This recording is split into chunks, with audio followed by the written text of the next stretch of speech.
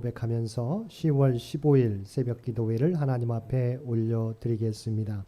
전능하사 천지를 만드신 하나님 아버지를 내가 믿사오며 그 외아들 우리 주 예수 그리스도를 믿사오니 이는 성령으로 잉태하사 동정녀 마리아에게 나시고 본디오 빌라도에게 고난을 받으사 십자가에 못 박혀 죽으시고 장사한 지 사흘 만에 죽은 자 가운데서 다시 살아나시며 하늘에 오르사 전능하신 하나님 우편에 앉아 계시다가 저리로서 산자와 죽은 자를 심판하러 오시리라. 성령을 믿사오며 거룩한 공회와 성도가 서로 교통하는 것과 죄를 사하여 주시는 것과 몸이 다시 사는 것과 영원히 사는 것을 믿사옵나이다. 아멘. 우리 다 함께 찬송 543장 통합찬송가 342장입니다. 543장 통합찬송가 342장입니다.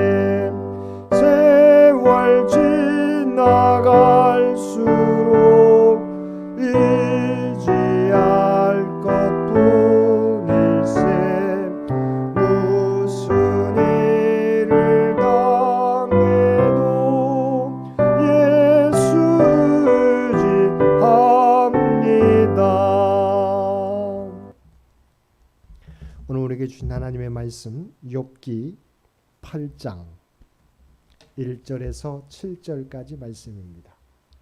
욥기 8장 1절에서 7절까지 말씀입니다.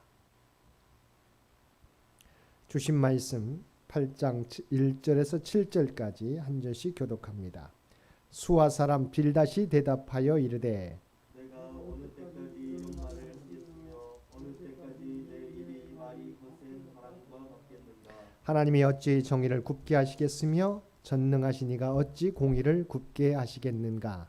내 자녀들이 주께 죄를 지었으므로 주께서 그들을 그 죄에 버려두셨나니 내가 만일 하나님을 찾으며 전능하신 이에게 간구하고 또 청결하고 정직하면 반드시 너를 돌보시고 내 의로운 처소를 평안하게 하실 것이다. 우리 함께 읽겠습니다. 내 시작은 미약하였으나 내 나중은 심히 창대하리라. 아멘. 오늘도 새벽을 깨우고 말씀과 기도로 금요일 하루를 시작하는 우리 모든 성도들 가운데 하나님의 놀라운 은혜가 언제나 함께 하시기를 주님의 이름으로 간절히 축원드립니다.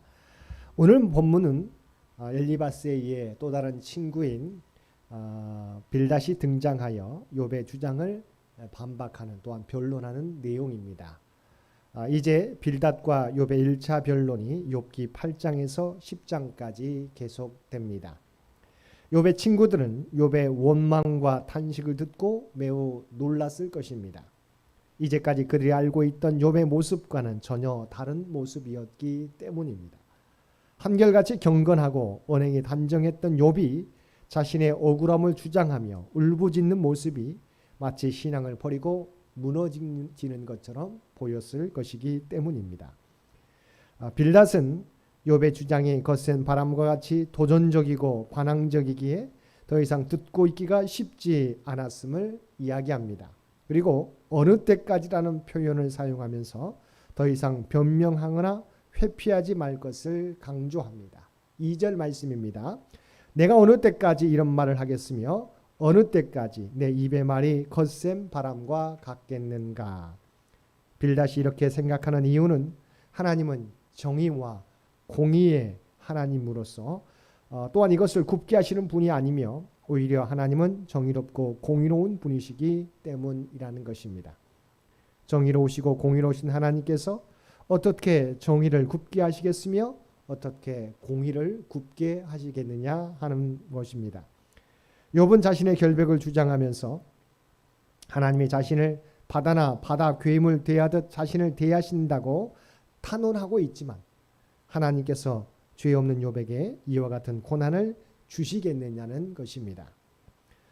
빌닷은 이러한 욥의 주장을 죄인의 넋두리 정도로 생각하고 단호하게 거부합니다. 빌닷은 하나님은 절대적으로 옳은 분이지만 인간은 불의한 존재라고 굳게 믿고 있었습니다. 따라서 삶에 어떤 문제가 생기면 전적으로 그 사람의 죄 때문이라고 확신했던 것입니다. 그리고 빌닷은 여기에 그치지 않고 욥의 가슴에 비수를 꽂습니다. 4절 말씀입니다. 내 자녀들이 주께 죄를 지었으므로 주께서 그들을 그 죄에 버려두셨으니. 우리는 이미 욥기 2장에서 욥의 자녀들이 사방에서 불어온 거센 바람에 집이 무너져 몰살당했다는 것을 잘 알고 있습니다. 그런데 이러한 비극적 사건은 욥에게 매우 고통스럽고 가슴 아픈 사건입니다. 그런데 빌닷은 그토록 애지중지했던 자녀를 잃어버린 욥을 향해 그의 자녀들이 죽은 것은 그들이 저지른 죄 때문이라고 말하고 있는 것입니다. 빌닷은 어떤 사람이 고난을 당하는 이유는 이전에 그가 악을 행했기 때문이라는 전제, 다시 말하면 인과응보의 관점에서 세상을 바라보고 판단하고 있는 것입니다. 그래서 욥의 자녀들이 한낮 한시에 거친 바람에 집이 무너져 죽었다는 사실은 그들이 이전에 저지른 악한 행동에 대한 하나님의 심판이라고 빌닷은 확신했던 것입니다. 그렇기 때문에 욥이 하나님께 억울해할 필요가 없다고 빌닷은 주장합니다. 우리는 여기서 한 가지 점검해야 할 부분이 있습니다. 하나님은 공의로우신 분이십니다. 그래서 인간의 죄를 반드시 징계하시고 심판하십니다. 하지만 인간이 겪는 고난과 고통이 모두 하나님의 징계나 심판인 것은 아니라고 하는 것입니다. 그런데 빌닷은 자신의 확신의 근거에 욥의 무죄 주장에 불같이 화를 내면서 그를 정죄하고 꾸짖고 있는 것입니다. 하나님이 의로우시기 때문에 우리의 죄를 묵과하지 않으시고 징계하신다는 것은 분명한 사실입니다. 그래서 우리가 겪는 고난과 고통과 어려움이 하나님의 징계인 경우가 많이 있습니다. 하지만 모든 고난과 어려움이 하나님의 징계는 아닌 것입니다. 게다가 고난의 원인이 죄 때문인지 다른 것 때문인지를 우리는 알 수 없습니다. 그렇기 때문에 누군가 고난을 당할 때 그것이 죄 때문이라고 단정짓고 정죄하는 것은 오만한 태도입니다. 예수님이 다른 사람을 판단하고 비판하지 말라고 하신 이유가 여기에 있습니다. 오직 판단하실 분은 우리 하나님뿐입니다. 우리 모두는 판단의 대상일 뿐이지 우리가 판단자가 되어서는 안 되는 것입니다. 그런데 빌닷은 심판자의 자리에 앉아 욥을 판단하고 있는 것입니다. 누군가 고난당하고 있을 때, 고난 가운데 있을 때 우리가 해야 할 일은 판단이나 정죄하는 것이 아니라 함께 아파해주고 고난당하는 자를 위해 기도해주며 위로해 주는 것입니다. 빌닷은 욥의 자녀들을 정죄한 다음 욥을 향해서는 욥에게 아직 기회가 남아 있다고 이야기합니다. 엘리바스가 이미 말한 것처럼 하나님은 은혜로우시고 자비로우시기 때문에 욥이 하나님을 찾고 자신의 잘못에 대해 용서를 구한다면 하나님은 반드시 욥을 다시 회복시켜 주실 것이라고 말하는 것입니다. 더 나아가 욥이 악한 삶에서 떠나 청결하고 정직하게 살아간다면 하나님이 욥을 돌보실 것이라고 주장합니다. 빌닷의 관점은 여전히 인과응보의 관점입니다. 욥에게 불행이 찾아온 이유도 결국 욥이 정결하지 못하고 정직하지 못한 삶을 살았기 때문이라는 것이 전제되어 있습니다. 욥이 아무리 자신은 하나님을 경외하며 바르게 살아왔다고 역설한다 해도 욥의 친구들에게는 의미 없는 몸짓입니다. 욥이 감당할 아픔은 자기에게 닥친 고난만 하더라도 도저히 감당하기 힘든 크기의 아픔인데 여기에 친구들의 정죄는 더욱 욥을 힘들게 하고 욥을 낙심케 만드는 것이었습니다. 고난받는 것도 서러운데 이 모든 것이 내가 죄를 범하고 바르게 살지 못했기 때문이라는 정죄는 욥을 더욱 낙심케 하는 일이었던 것입니다. 빌닷은 욥이 자신의 충고를 받아들여 하나님과의 관계를 회복한다면 삶에 큰 변화가 생길 것이라고 장담합니다. 그래서 빌닷은 많은 그리스도인들이 좋아하는 7절의 말씀을 욥에게 권면의 말씀으로 전해 주었습니다. 7절 말씀입니다. 내 시작은 미약하였으나 내 나중은 심히 창대하리라. 지금 비록 하나님의 심판을 받고 있고 모든 것이 사라져버려 아무것도 남아있지 않아 보잘것없고 초라한 상태가 되었지만 나중에는 지금보다 훨씬 더 큰 복을 받게 되리라고 주장하는 것입니다. 이런 빌닷의 말은 구약 성경의 관점, 공의의 하나님의 관점에서는 틀린 말이 아닙니다. 실제로 하나님은 보잘것없는 이스라엘도 후에 창대하게 하셨습니다.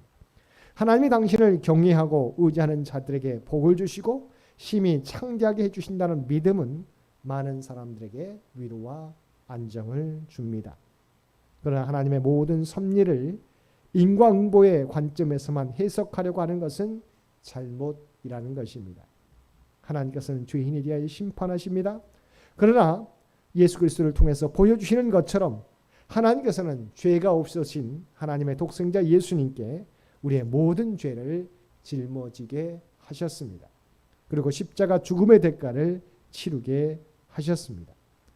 하나님의 공의의 입장에서만 바라보면 맞지 않는 이야기입니다. 죄에 대한 대가는 죄인이 받아야 하는 것입니다. 그러나 하나님께서는 죄에 대한 대가를 죄인에게 물으신 것이 아니라 자신의 독생자 예수님께 물으셨던 것입니다. 이유는 우리를 구원하시기 위한 하나님의 사랑 때문에 그렇게 하셨습니다.